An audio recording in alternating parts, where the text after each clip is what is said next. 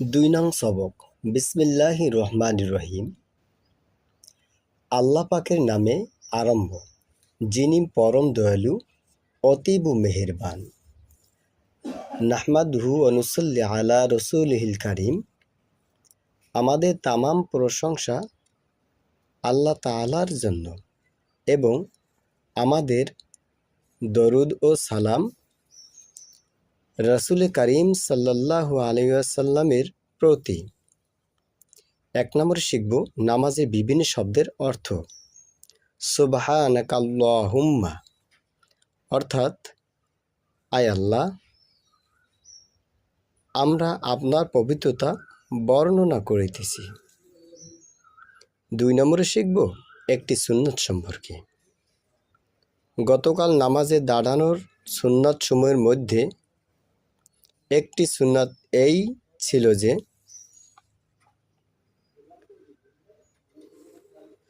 কেবলামুখী হইয়া সোজাভাবে দাঁড়ানো এবং মাথা না ঝুঁকানো। আর আজকের সবক এই যে পায়ের আঙ্গুলগুলি কেবলামুখী রাখা এবং 2 পায়ের মাঝখানে 4 আঙ্গুল পরিমাণ ফাঁকা রাখা, এটা হলো মুস্তাহাব।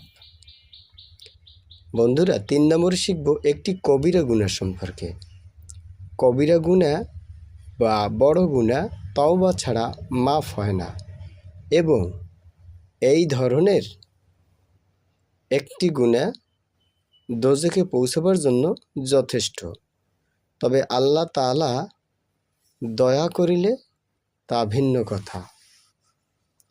2 নম্বরে যে জিনিসটা শিখব কবিরা গুনাহ, তা হলো কোনো মানুষকে খোঁটা দেওয়া অর্থাৎ ঠাট্টা বিদ্রূপ করা।